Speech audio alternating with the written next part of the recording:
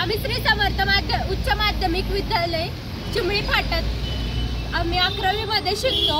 आम्ही मोबाईलचे अतिक्रमण या विषयावर लोकांमध्ये प्रचार करत आहोत। मोबाईलचा दुष्परिणाम, मोबाईल वापरणं किती घातक आहे हे सांगण्यासाठी आम्ही इथं नाटक सादर करत आहोत। मोबाईलच्या अतिक्रमणामुळे आमचे बालपण हरवले आहे। आम्हाला आमचे बालपण परत हवे आहे, म्हणून आम्ही सगळ्यांना हे संदेश देतोय की तुम्ही मोबाईलचा वापर कमी करावा। मोबाईलचे तुम्हाला काय म्हणजे चांगले आणि वाईट पण काय जाणवते? मोबाईल तेवढाच चांगला आहे जर आपण कामात वापर केला आणि मापात वापर केला तर, आणि मोबाईल तेवढाच वाईट आहे जर आपण त्याचा अति वापर केला तर। त्याच्यामुळे आपल्या दृष्टीवर परिणाम होतो, आपल्या मेंटॅलिटीवर परिणाम होतो, आपलं कशात लक्ष लागत नाही, त्यानंतर माणूस माणसात राहत नाही। आणि मोबाईल तेवढाच चांगला आहे जर आपण कोणत्या गोष्टीसाठी त्याचा वापर करत असन, आपल्याला त्याच्यातून काहीतरी माहिती घ्यायची असन किंवा आपल्याला काहीतरी प्रयोग करायचा असेल तर त्या गोष्टीसाठी मोबाईल तितपत चांगला आहे। धन्यवाद प्रगत भारत न्यूजशी बोलल्याबद्दल।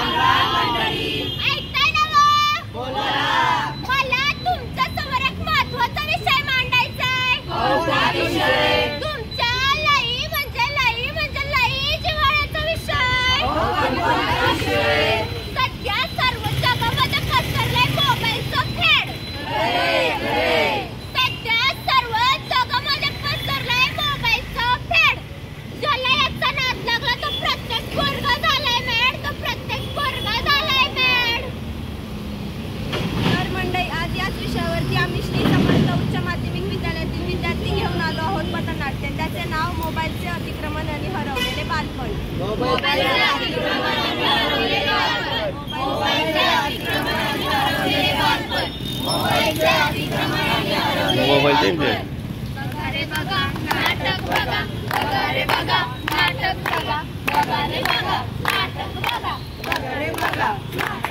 नमस्कार काका, नमस्कार काकी, नमस्कार मामा, सर्वांना साष्टांग नमस्कार। तर मंडळी ऐका बरं मंडळी, विटी दांडूपाळा पहिलं पण 10 दिवस गेले आता। विटी दांडूपाळा पहिलं पण 10 दिवस गेले आता। मोबाईल आणि टॅबच्या मध्ये बालपण आमचे कटले। व्हॉट्सअप आले, फेसबुक आले, इंस्टाग्राम हाय आले, हॅलो आले, संपलं राम राम। गप्पांच्या अड्ड्यांवरची सगळी मजा संपून गेली, आणि इंटरनेट सर्व माणसं गुंतून गेली। चला तर बघूया मोबाईल येण्याच्या आधीचा काळ।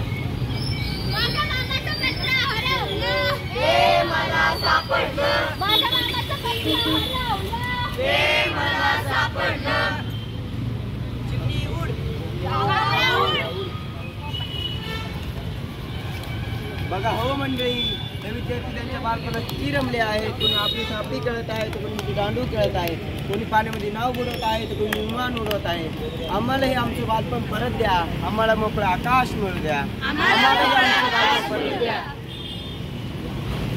चला पाहूया मोबाईल येण्याच्या नंतरचा काळ। पाहिलं का मंडळी, ही मुलं किती सोशल मीडियाच्या आहारी गेले आहेत।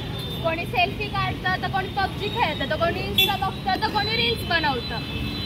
आणि आजच्या प्रत्येक मुलाचं बालपण हे मोबाईलमध्येच गुंतलेलं आहे, आणि मुलांचा मोबाईल पाहणं तेवढे पालकही तेवढे जबाबदार आहे। चला पाहूया एका घरातलं दृश्य।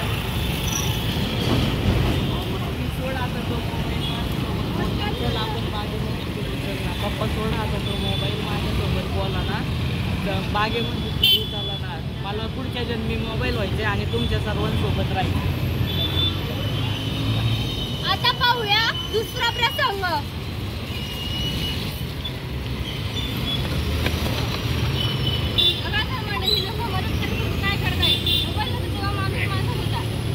एकमेकांची मदत करायचा, माणूस खरंच माणसासारखा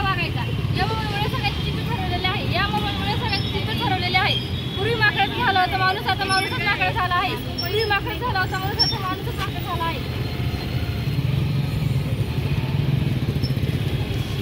आतापर्यंत आपण मोबाईलचे दुष्परिणाम पाहिले. मोबाईल पण आपल्याला काहीतरी सांगतोय. पाहूया हा मोबाईल आपल्याला काय सांगतोय. पहा बरं हा मोबाईल आपल्याला काय सांगतोय. काय रे बाबा, मला नुसतं ऐकत असतो, थोडा तरी मला आराम दे. 5-10 मिनिटं तरी मला जरा आराम करू दे. कॉल काय, मेसेज काय, कंटाळा आलाय मला.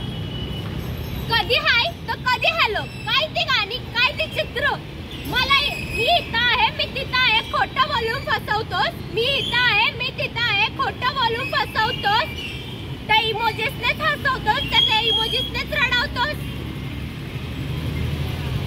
जिकडे तिकडे लॉकच लॉक, कोड काय, पॅटर्न काय. जिकडे तिकडे लॉकच लॉक, कोड काय, पॅटर्न काय. मलाही तुम्हाला म्हणावेसे वाटते आता बाय बाय. मलाही तुम्हाला म्हणावेसे वाटते आता बाय बाय. कंटाळा आलाय रे खूप, मला सहन काही होत नाही. कंटाळा आलाय रे आज, मला सहन काही होत नाही. तुम्हालाही का बरं माझी थोडी गळी येत नाही. तुम्हालाही का बरं माझी थोडी गळी येत नाही. भेटणं हसणं बोलणं तुम्ही सारं विसरलात. भेटणं हसणं बोलणं तुम्ही सारं विसरलात. कोण म्हणतं मोबाईलमुळंच माणसं घसरली. हो, मोबाईलमुळंच माणसं घसरली. हे पटतं का तुम्हाला. 4 लोकांमध्ये बोलू नका, बोललोय का तुम्हाला. 4 लोकांमध्ये हसू नका, 4 लोकांमध्ये बसू नका. सगळ्या गोष्टींचा फापर तुम्ही माझ्याच डोक्यावर फोडताय.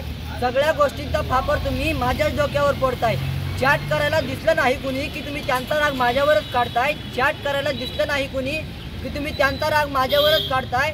मोबाईलमुळंच माणसं बिघडली. हो, मोबाईलमुळंच माणसं बिघडली.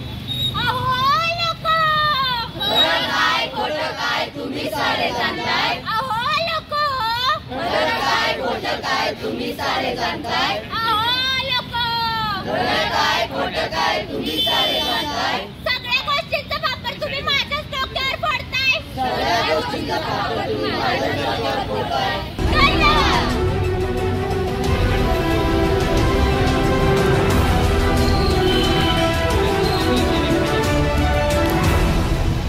साप्ताहिक प्रगत भारत आणि वृत्तपत्र आपण रोज वाचन केले पाहिजे.